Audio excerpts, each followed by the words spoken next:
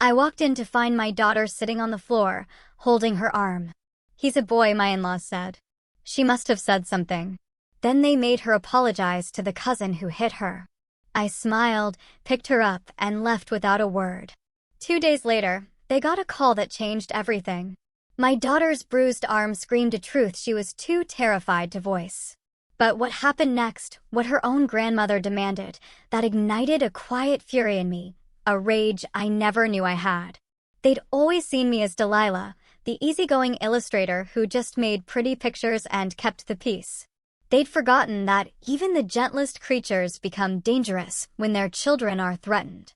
I walked out of that house with Ivy's small hand in mine, and they thought they'd won, like always. They had no idea that silence wasn't surrender. It was the sound of war drums gathering in the distance.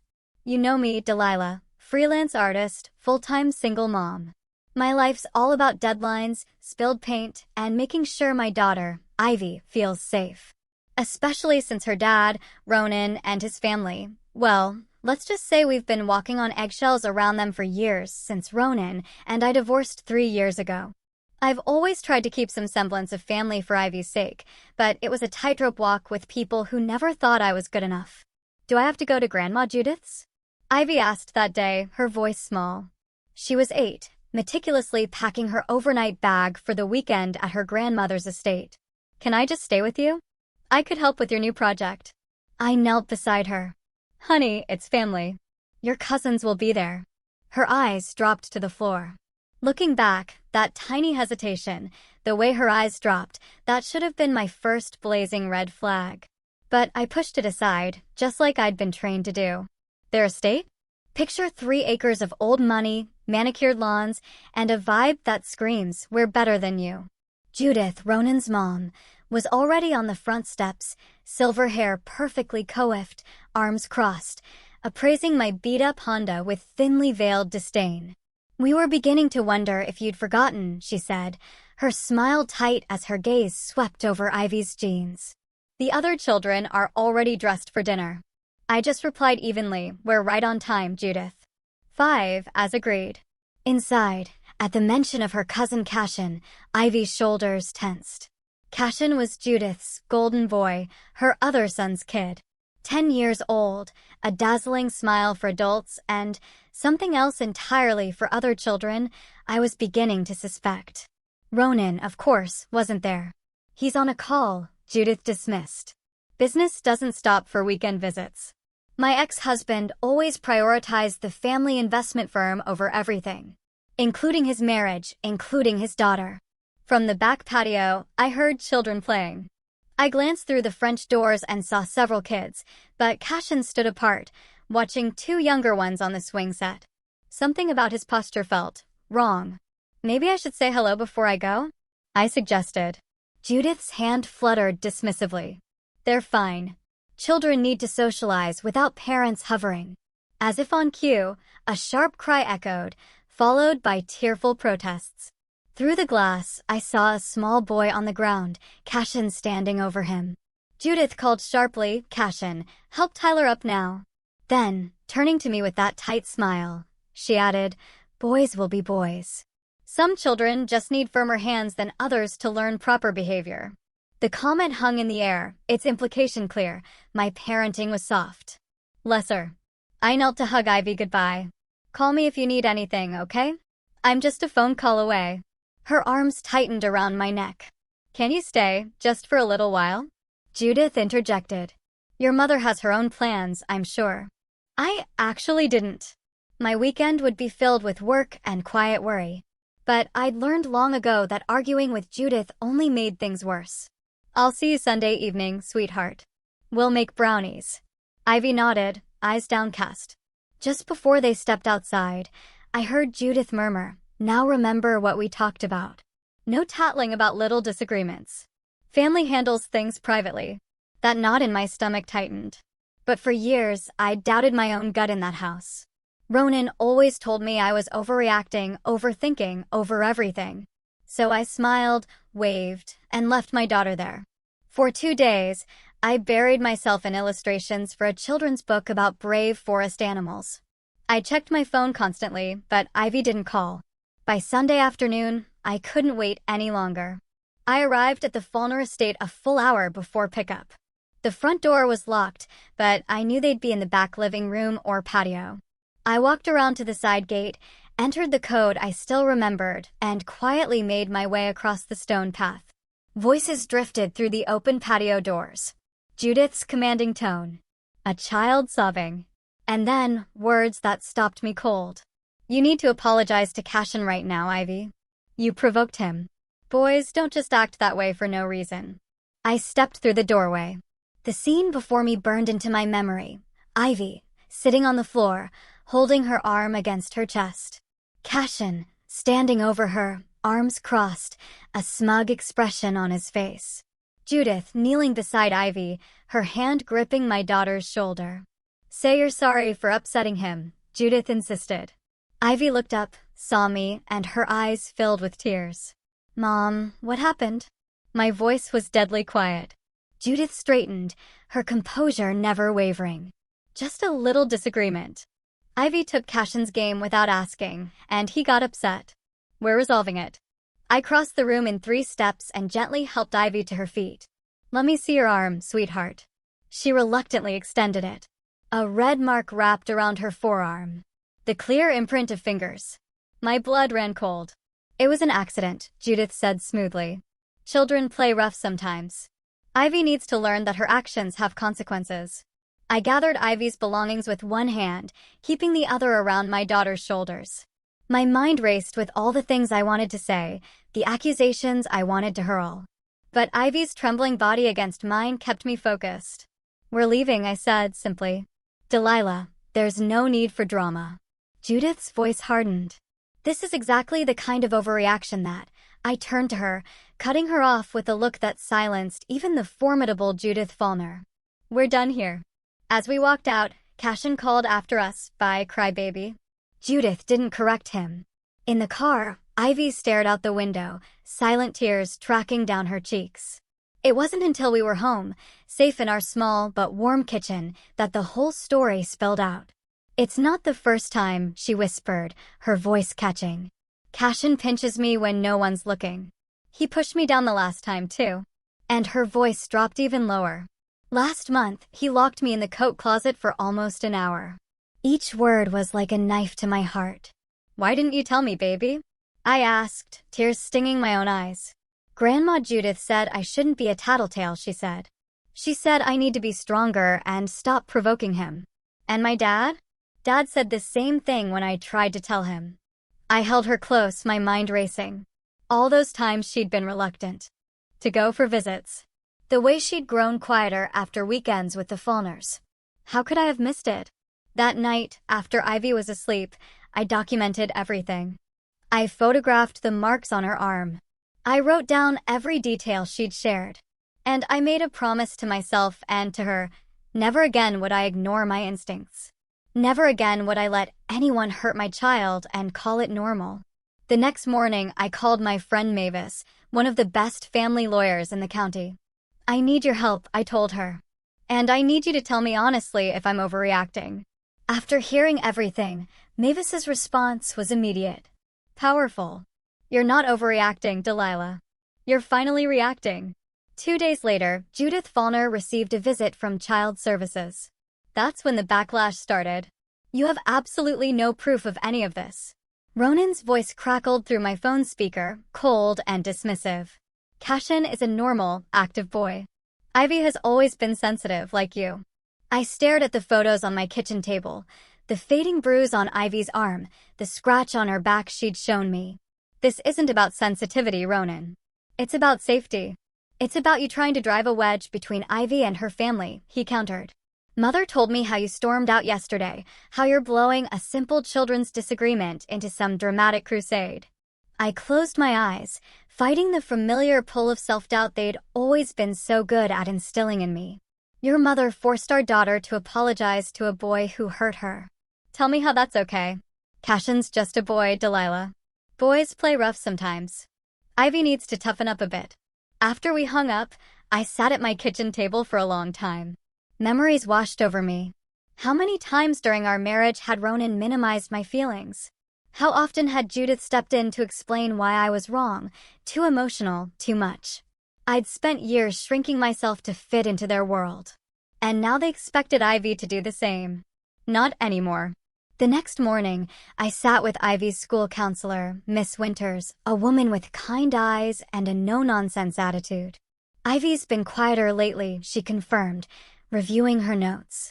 Her teacher mentioned she stopped raising her hand in class about 2 months ago. And she's been drawing some concerning pictures during art therapy.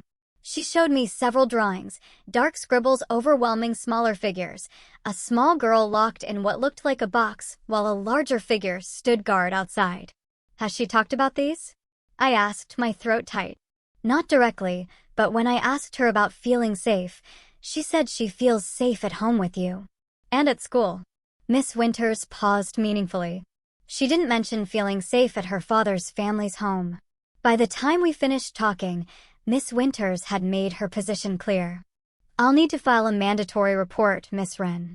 What you're describing, combined with what we've observed, warrants investigation. That evening, I started a journal, documenting everything I could remember from the past year. Every reluctance Ivy had shown before visits. Every change in behavior afterward. I dug through my phone for old photos, looking for visual changes in my daughter's demeanor around her father's family. The evidence, once I began looking for it, was heartbreaking. In every photo with the Fallners, Ivy stood slightly apart, her smile tight, her body angled away from Cashin. How had I missed it? We often see what we're conditioned to accept, Mavis told me when I showed her my findings. The Fallners have spent years training you to doubt yourself. I let her down, I whispered. No, Mavis said firmly. You're standing up for her now. That's what matters. She helped me organize everything, the photographs, the school reports, the detailed accounts from Ivy herself, carefully and gently collected without leading questions. Document everything, Mavis advised. Every call, every text, every encounter. The Fallners will fight back, and they'll fight dirty. She was right. 2 days after Child Services visited the Fallner estate, the backlash began. First came the text from Judith. I'm disappointed in your tactics, Delilah. Bringing strangers into family matters shows your true character. Then the call from Ronan's lawyer, suggesting that my unfounded accusations indicated parental alienation, a threat so thinly veiled it might as well have been transparent. That night, as Ivy slept peacefully for the first time in weeks, my phone lit up with Ronan's name. You've gone too far, he said without preamble. Mother is beside herself. Do you have any idea how this looks for the family? I'm not concerned with how it looks, I replied. I'm concerned with what happened. Nothing happened. His voice rose sharply. Cashin and Ivy had a normal childhood spat. You're turning it into something perverse, because you've always been jealous of my family. I let his words wash over me, no longer feeling the sting they once carried. Ivy told her counselor everything, Ronan. Not just about this weekend. About the closet. About the pinching. About being told she deserves it. Silence stretched between us. If you push this, he finally said, I'll file for full custody.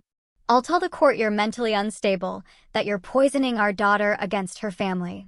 My mother knows every family court judge in this county.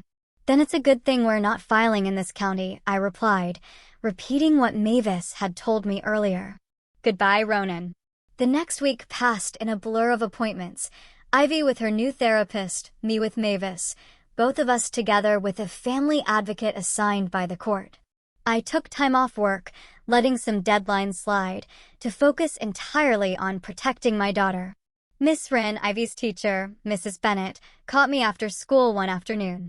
She glanced around to ensure we were alone before continuing. I want you to know that I've noticed the changes in Ivy too. If you need a statement for any proceedings, I'm willing to provide one. Thank you, I said, surprised and grateful. That would mean a lot. She hesitated. There is something else. Last fall, after a weekend with her father's family, Ivy drew a picture during free time. I found it concerning enough that I kept it. She handed me a folded piece of paper. The drawing showed a small girl, clearly Ivy, huddled in a dark space while a boy stood outside, his face drawn with an exaggerated smile. Written across the top in Ivy's careful handwriting, the bad place. That night, I added the drawing to my growing file. Then, an unexpected email. "My name is Emma Pearson," it began. "I worked as a nanny for the Fulner family 2 years ago. I've heard through mutual connections about what's happening with your daughter. I've seen what they're capable of, and I'll talk." The cafe was nearly empty when Emma Pearson slid into the booth across from me. She was younger than I expected, maybe mid-20s, with anxious eyes that darted toward the door every few minutes. "I signed an NDA when I left," she said without preamble, keeping her voice low. "But I can't stay silent anymore. Not after hearing what happened to your daughter." "How did you find out about Ivy?" I asked. "Small town," Emma shrugged. "Plus, I still babysit for the Hendersons, who are friends with your neighbor. Word gets around." She pulled out her phone. "I kept everything, even though they told me to. Delete it all when they fired me." She showed me a series of text messages from Judith, complaints about a child who had visited the estate being too sensitive and causing problems for Cashin. The language was eerily similar to what had been said about Ivy. "Cashin locked a little girl in the basement during a birthday party," Emma explained. "When she finally got out and told her parents, Judith insisted the girl had gone down there herself and gotten scared. They fired me the next day for allowing it to happen, even though I was upstairs helping with the cake when it occurred." "Did you believe the girl?" I asked. Emma's expression hardened. I knew she was telling the truth. Cashin had done similar things before, breaking toys and blaming other children, pushing kids when adults weren't looking. But Judith and the whole family protected him. They called it high spirits or said the other children were lying to get attention. By the time our meeting ended, Emma had agreed to provide a sworn statement to Mavis. It wasn't conclusive evidence, but it established a pattern. And more importantly, it showed that Ivy wasn't the first. The following morning, I received a certified letter from Ronan's attorney. He was indeed filing for full custody, claiming I was emotionally unstable and coaching Ivy to make false accusations against family members. The hearing was set for the following month. "They're moving fast," Mavis observed when I called her. "They want to overwhelm you, make you feel like you can't win. Classic intimidation tactics. Will it work?" I asked, fear gripping my heart. Could they really take Ivy? "Not if I have anything to say about it," Mavis replied firmly. "Remember, we've moved this to a different jurisdiction. Judith's connections don't reach as far as she thinks." Still, the Fulners' campaign was relentless. Ronan's sister called mutual friends, painting me as vindictive and unhinged. Judith reached out to the parents of Ivy's classmates, suggesting playdates be canceled because of our difficult family situation. Even my landlord received a call suggesting I might become an unstable tenant. "They're trying to isolate us," I realized aloud during one of our strategy sessions with Mavis. "It's what abusers do," she agreed. "Cut off support systems, make the target feel alone." "But they've miscalculated, Delilah. You're not alone." She was right. For every person who pulled away, someone else stepped forward. Mrs. Bennett rallied a quiet group of teachers who had observed Ivy's changes. My clients expressed support, with several offering to testify to my character and work ethic. Even my typically reserved parents flew in from Arizona, ready to stand beside us. Through it all, Ivy slowly began to emerge from her shell. In her therapy sessions, she found her voice, expressing feelings she'd been taught to suppress. Her nightmares decreased, and she started drawing bright, hopeful pictures again. "You're doing the right thing, Mom," she told me one night as I tucked her in. The simple validation from my 8-year-old daughter brought tears to my eyes. 2 weeks before the custody hearing, Mavis called with news that changed everything. "Remember how Emma mentioned a little girl Cashin locked in the basement?" she said. "I found her family, the Watsons. They were paid off with a hefty settlement with ironclad confidentiality clauses. But they're willing to break it to help Ivy." "Why would they risk that?" I asked, stunned. "Because Mrs. Watson still regrets taking the money and staying quiet. She said her daughter had nightmares for a year afterward." Mavis paused. "There's more. The Watsons weren't the first family to be paid off. There was an incident at a private camp 2 years ago, another boy Cashin hurt. Those parents took the money too." The revelation sent shockwaves through our case. With Mavis's guidance, we amended our filings to include this new information. The court appointed a guardian ad litem, an independent advocate to represent Ivy's interests and investigate the claims from all sides.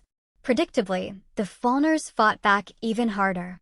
Judith gave an interview to the local paper, portraying Cashin as the victim of malicious rumors and herself as a concerned grandmother trying to protect her family from my vendetta. The article included a carefully staged photo of Cashin looking angelic beside his grandmother. The comment section, however, told a different story. People who knew the Faulkners began sharing their own observations, nothing specific enough for legal action, but enough to create doubt about the family's pristine image. Public opinion is shifting, Mavis noted. People are beginning to question the Faulkners' narrative. But the real turning point came from an unexpected source. During a court-mandated family therapy session, a last attempt at reconciliation before the hearing, Cashin's mask slipped. The therapist had asked each person to express their feelings about the situation.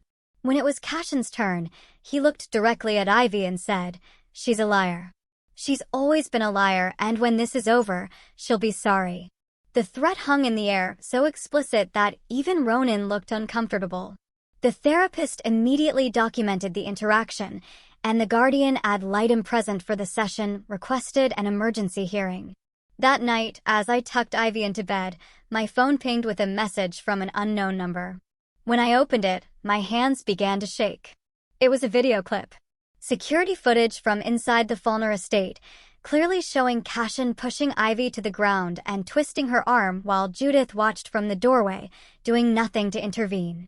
The message below read, "Judith had these cameras installed last year, but forgot they saved to the cloud.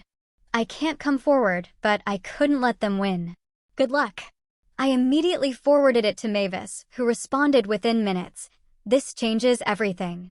Call me first thing tomorrow." As I sat beside Ivy's bed, watching her peaceful sleep, I felt the first real hope in weeks. The Faulkners had built their empire on silence and fear. But cracks were forming in their foundation, and through those cracks, the truth was finally breaking through. The security footage played on Judge Eleanor Harlow's computer screen, the silence in her chambers broken only by the soft ticking of an antique clock on the wall.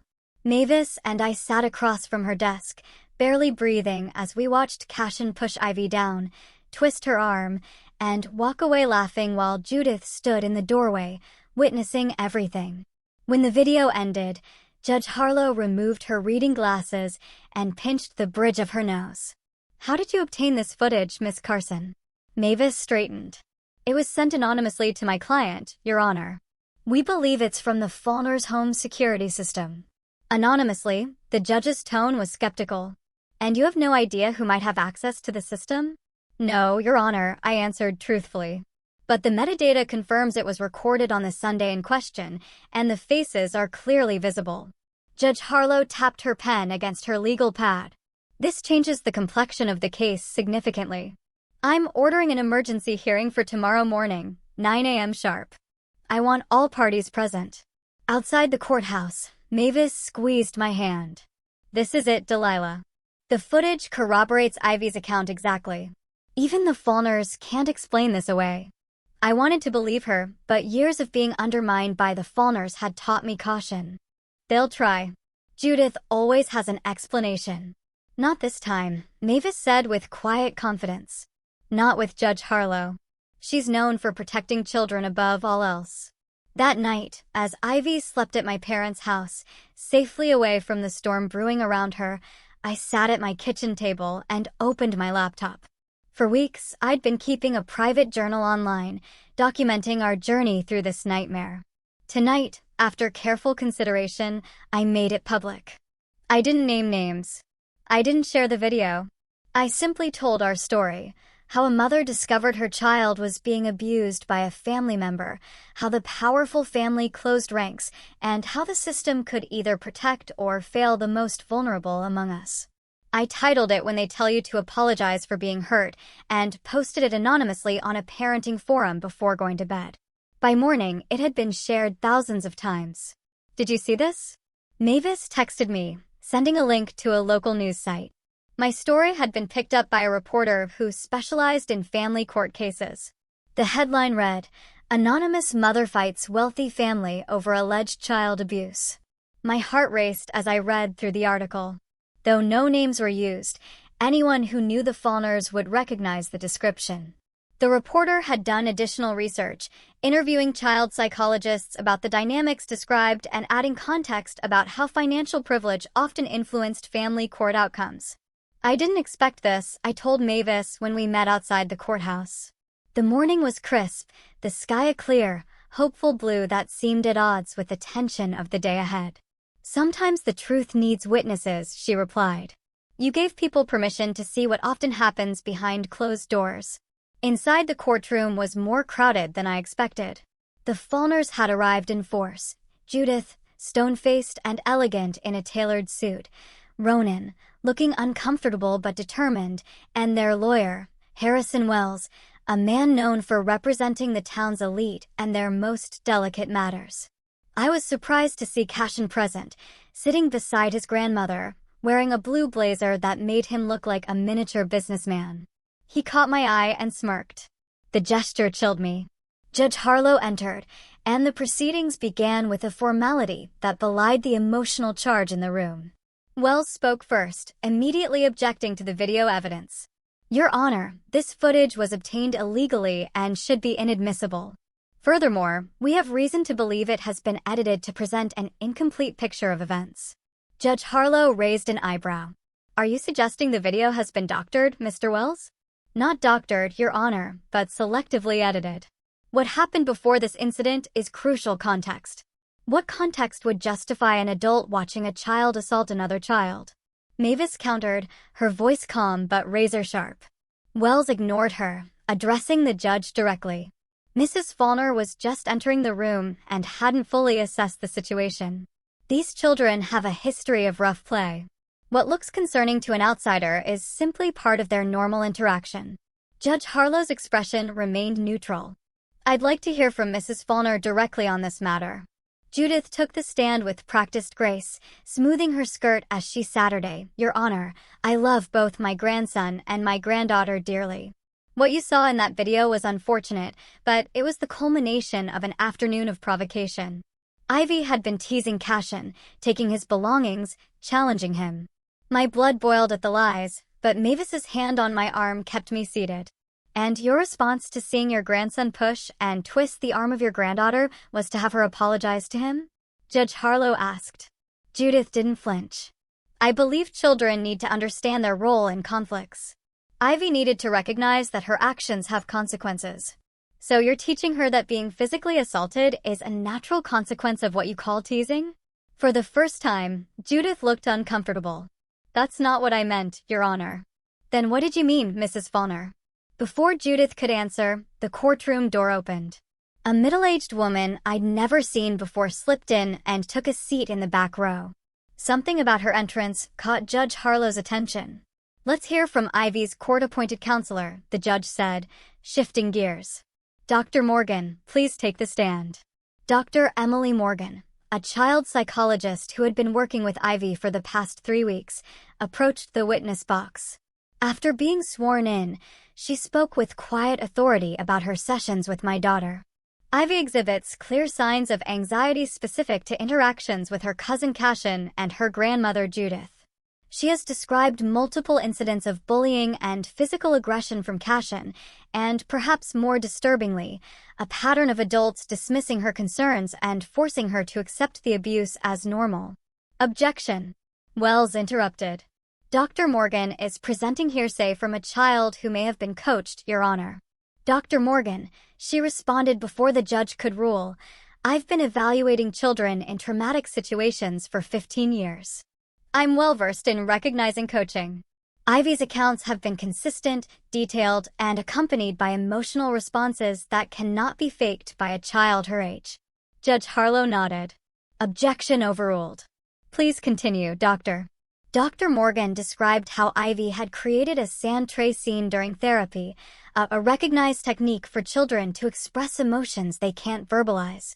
She created a scene with a small rabbit surrounded by wolves, with adult wolves watching but not intervening. When I asked about it, she said, "This is how it feels at Grandma's house." The testimony continued with Dr. Morgan explaining the potential long-term impacts of normalized abuse on a child's development. As she spoke, I noticed Ronan shifting uncomfortably in his seat, refusing to meet my eyes. Next came Emma Pearson, the former nanny, who testified about what she had witnessed during her employment with the Fallners. Despite Wells's attempts to discredit her as a disgruntled ex-employee, her accounts aligned too closely with the established pattern to be dismissed. The most powerful moment came when Mrs. Watson took the stand, the mother of the little girl Cashin had locked in the basement during the birthday party. "We were paid to keep quiet," she admitted, her voice shaking. "We signed documents and accepted money because we were told it would be better for our daughter to move on. I've regretted it every day since." Judge Harlow leaned forward. "What made you decide to come forward now, Mrs. Watson?" She looked directly at me. "Because I read that blog post. I recognized the situation immediately. I couldn't let another child go through what my daughter did, knowing I could have spoken up sooner." Throughout the morning, the Fallners' carefully constructed facade continued to crumble. Teachers from Ivy's school testified to the behavioral changes they'd observed following weekends with her father's family. The Guardian ad litem presented her report, recommending that Ivy have no unsupervised contact with Cashin and limited monitored visits with her father until he acknowledged the seriousness of the situation. Just before lunch recess, the mystery woman who had slipped into the courtroom earlier approached Mavis and whispered something. Mavis's eyes widened, and she immediately requested a brief conference with the judge. When proceedings resumed, Judge Harlow made an announcement. "The court has been presented with additional evidence that requires review. We will reconvene tomorrow morning at 9 a.m. In the meantime, I'm issuing a temporary order. Ivy Wren is to have no contact with Cashin Fallner or Judith Fallner. Supervised visitation with Ronan Fallner may continue at the Family Resource Center only." As we gathered our things to leave, I finally asked Mavis about the mystery woman. That, she said with a small smile, was Patricia Dunning, Judith's personal assistant for the last 8 years. She has copies of emails between Judith and the headmaster of Cashin's private school regarding 3 separate incidents of aggression against classmates, incidents that were handled quietly after generous donations to the school's building fund. "She's willing to testify?" I asked, stunned. "Tomorrow morning," Mavis confirmed. She couldn't live with herself anymore after seeing the security footage on the news last night. Outside the courthouse, reporters had gathered, alerted by the viral blog post and subsequent news coverage.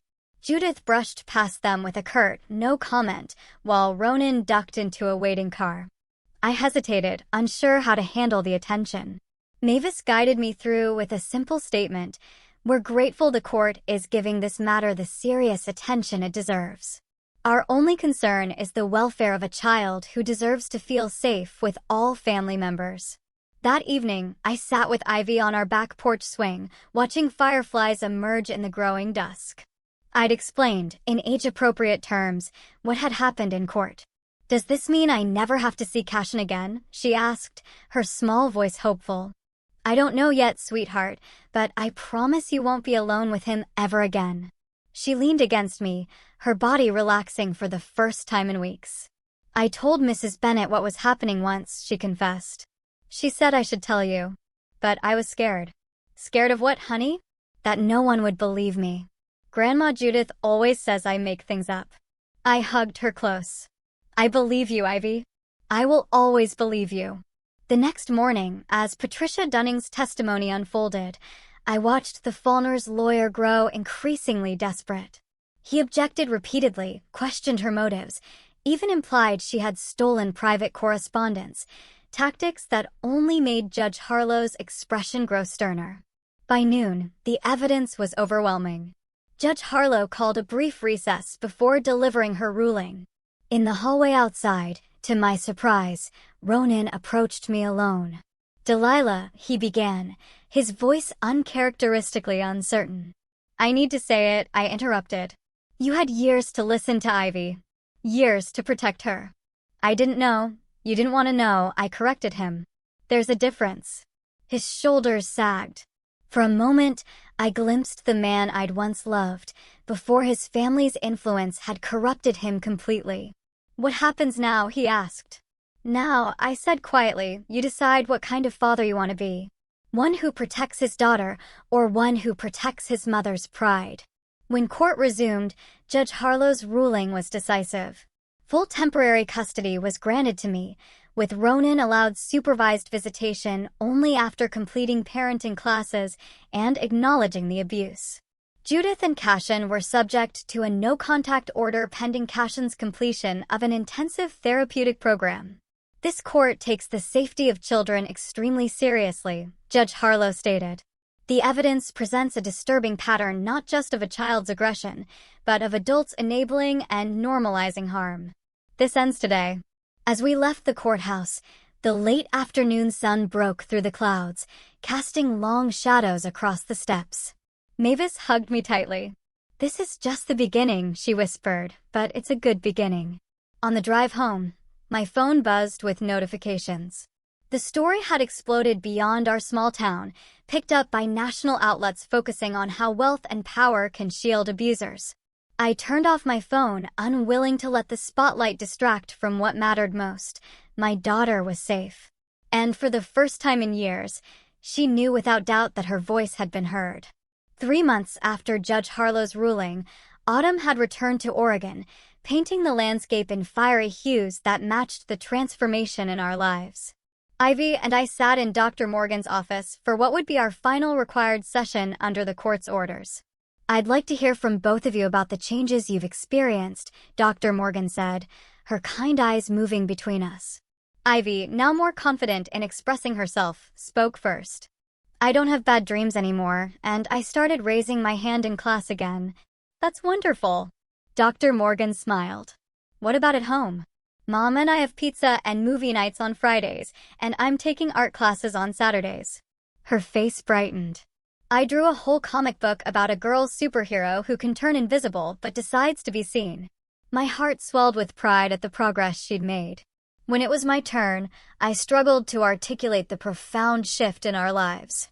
"Everything's different," I said finally. "It's like we've both been holding our breath for years, and now we can exhale." Dr. Morgan nodded. "That's a common feeling after leaving an abusive dynamic. The body literally relaxes from a state of constant vigilance." After our session, we walked to a nearby cafe, a new tradition we'd established to mark these milestones. As Ivy enjoyed her hot chocolate, I checked my emails and found one from Mavis. "Final custody arrangement approved. Full legal and physical custody granted to you. Ronan declined his visitation rights." I felt a complex wave of emotions, relief primarily, but also sadness for Ivy. Despite everything, Ronan was still her father, and his choice to step away rather than do the work to be in her life would leave its own scar. "Everything okay, Mom?" Ivy asked, chocolate mustache adorning her upper lip. I smiled, pushing the complicated adult matters aside. "Everything's great. In fact, I think this calls for an extra cookie." While Ivy was preoccupied with her treat, I quickly checked the news on my phone. The Fulner saga continued to unfold in the public eye, though our names remained protected through court orders. Judith had stepped down from her charitable board positions, citing family health matters. Ronan had taken a leave of absence from the family firm. Most significantly, 3 more families had come forward with similar experiences involving Cashin, prompted by the Watson family's courage. But these larger repercussions felt distant from our daily reality. Our focus remained on healing and rebuilding. Ivy had started writing poetry in her language arts class, simple verses about bravery and truth that her teacher, Mrs. Bennett, particularly encouraged. "She has a natural gift for expressing complex emotions," Mrs. Bennett told me during a parent-teacher conference. "I think it's helping her process everything." My own work had evolved as well. What began as simple documentation of our journey had grown into a blog with a modest but engaged following.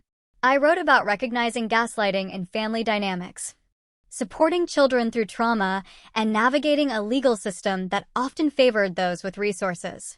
Each post sparked conversations that reinforced what Mavis had told me from the beginning.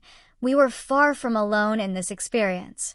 One crisp October evening, as I worked on illustrations while Ivy completed her homework at the kitchen table, the doorbell rang. I opened it to find Mavis standing there, clutching a bottle of wine and wearing an uncharacteristically jubilant expression. "We need to celebrate," she announced, stepping inside. After settling Ivy with her favorite movie in the living room, Mavis explained her excitement. "The Watson case is going to trial. No settlement, no NDAs. They're going all the way." "I thought they already settled years ago," I said, confused. "They did. But after everything that happened with your case, Mrs. Watson hired me to challenge the legality of the confidentiality agreement on the grounds that it concealed ongoing danger to other children." Mavis's eyes sparkled. The judge agreed. The original settlement is nullified. The implications were enormous. Without the protection of secrecy, the Faulkners' systematic cover-ups would be exposed in open court. "There's more," Mavis continued. "I've been offered a partnership at the firm. They want me to head a new division focused exclusively on child advocacy cases." I hugged her tightly. "No one deserves it more." "You changed our lives." "No," she corrected gently. "You changed your lives. I just helped with the legal parts." The following week brought news that Cashin had been enrolled in a specialized boarding school in Vermont, known for its therapeutic approach to children with behavioral issues. According to Patricia Dunning, who had maintained contact with Mavis, the decision came after an incident during a family therapy session where Cashin had become violent when confronted about his actions.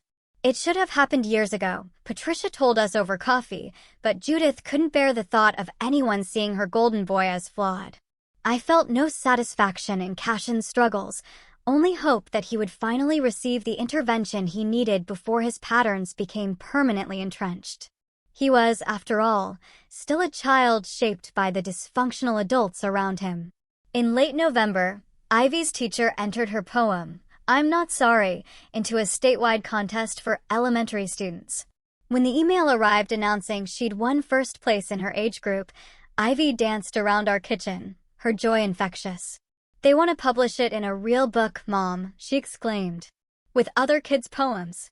The poem was simple but powerful, 8 lines about finding her voice and refusing to apologize for taking up space in the world.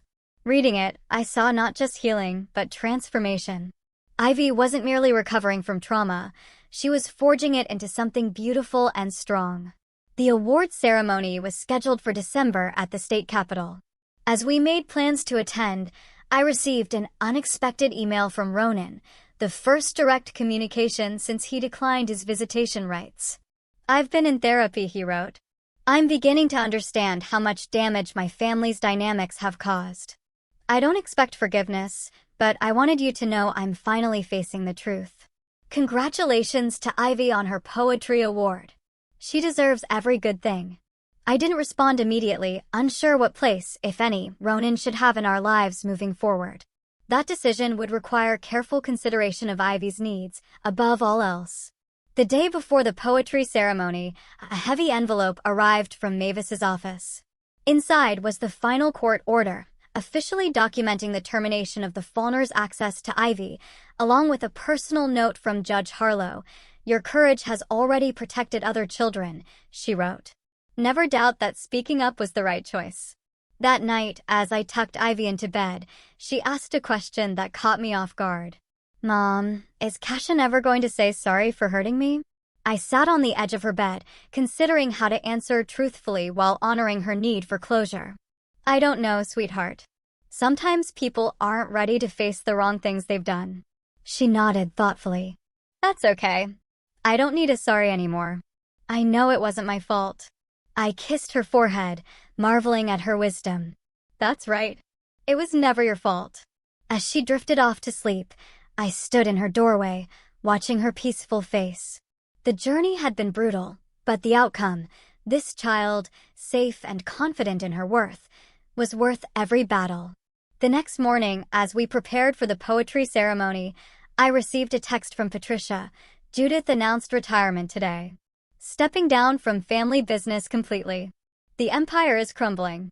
I felt no triumph, Only relief that the power that had once seemed so insurmountable had finally met its limits. Justice hadn't come in the form of punishment, but in the restoration of truth and the protection of the vulnerable. At the ceremony, Ivy stood tall at the microphone, her voice clear as she read her poem to the audience. Looking at her, brave, resilient, and newly confident, I realized we had both been transformed.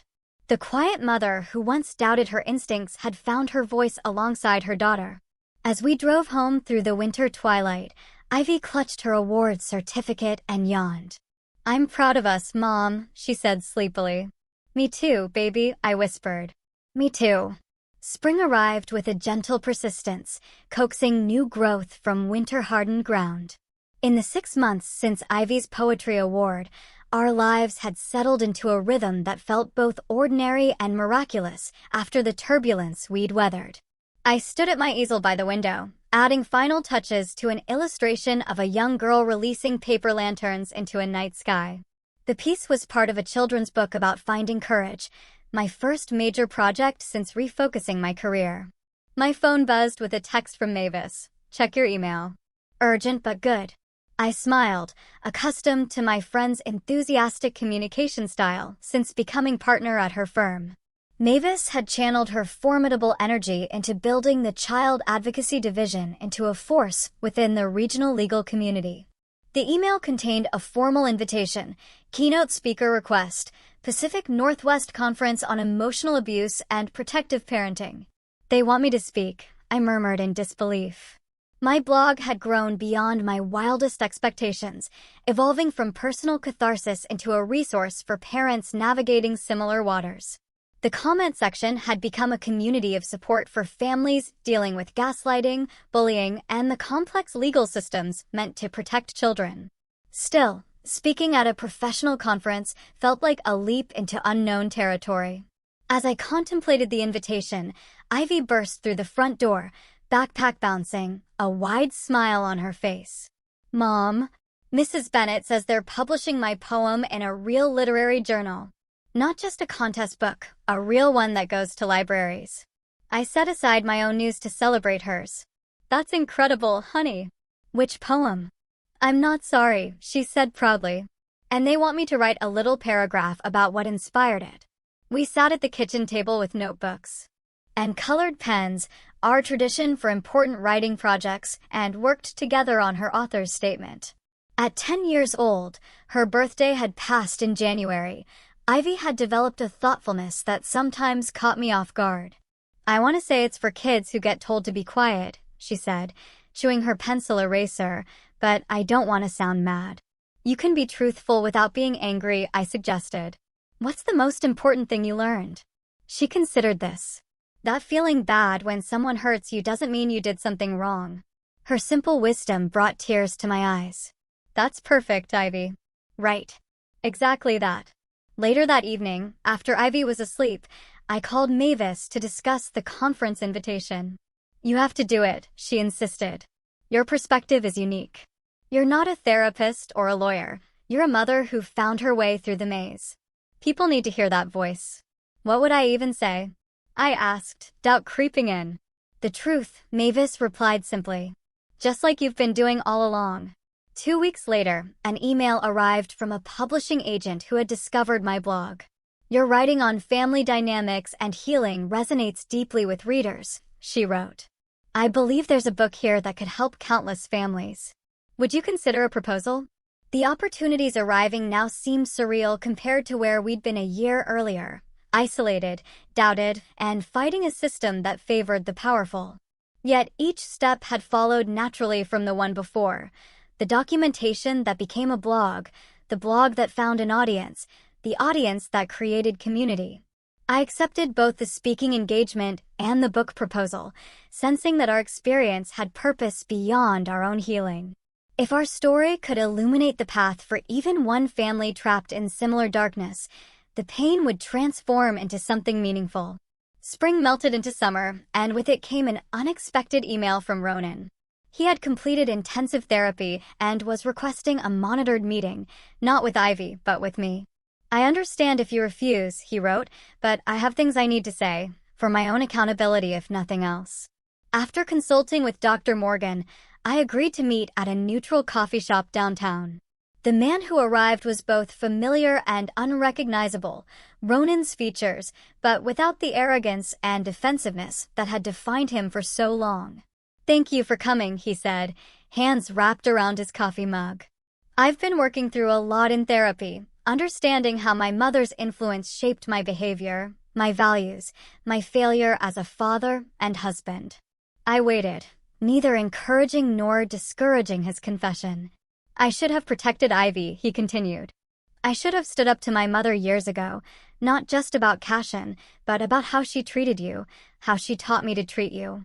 He met my eyes directly. "I'm not asking for forgiveness or reconciliation. I just want you to know I finally see the truth." "What about Cashin?" I asked. "Have you had any contact with him?" Ronan nodded. "He's still at the therapeutic school. His counselors say he's making progress, but it's slow.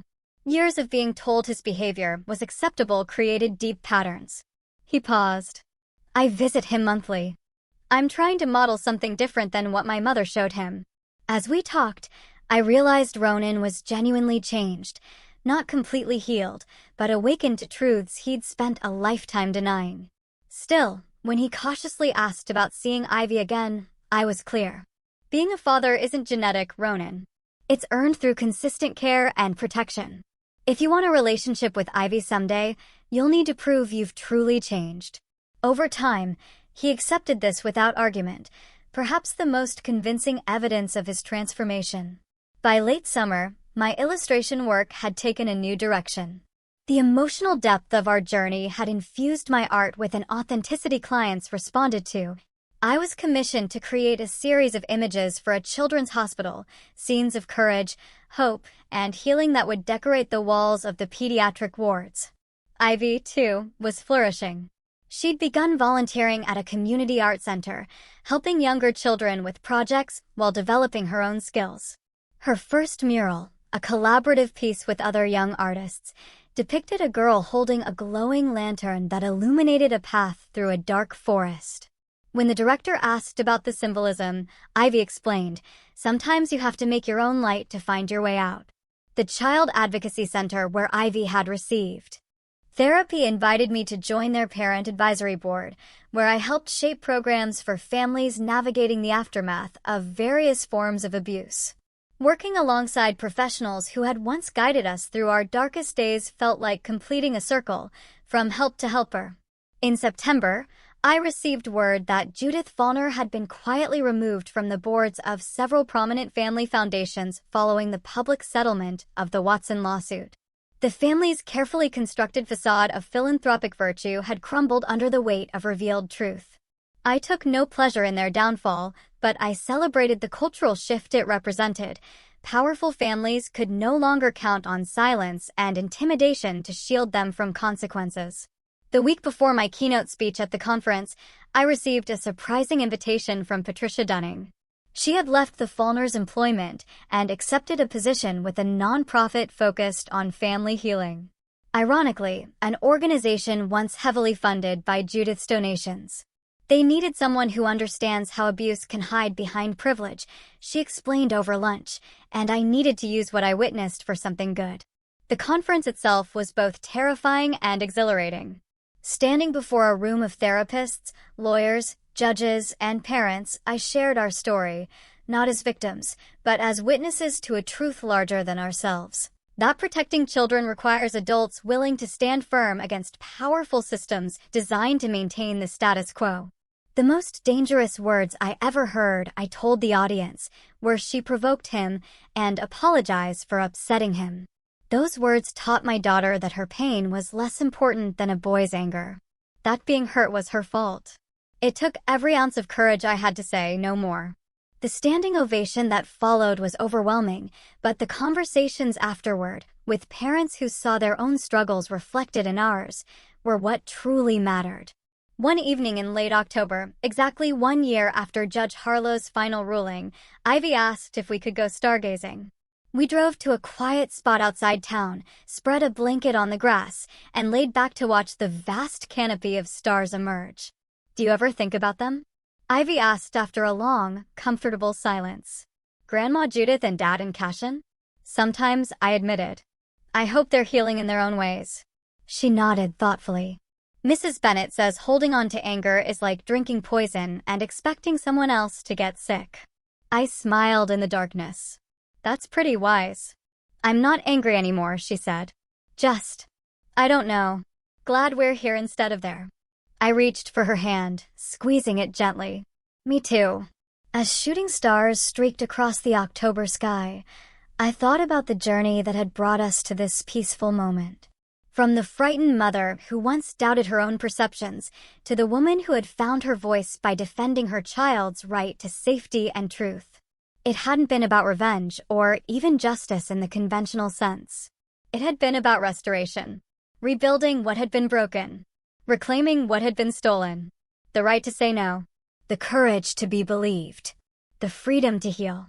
Beside me, Ivy pointed excitedly at a particularly brilliant meteor. Her profile in the starlight showed a confidence that hadn't existed a year ago.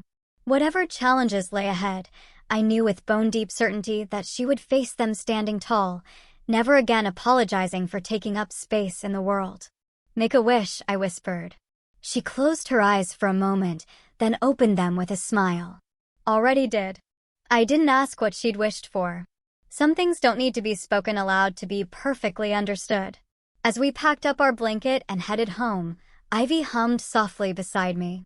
The tune was from a song she'd been working on in music class, something about finding light in darkness.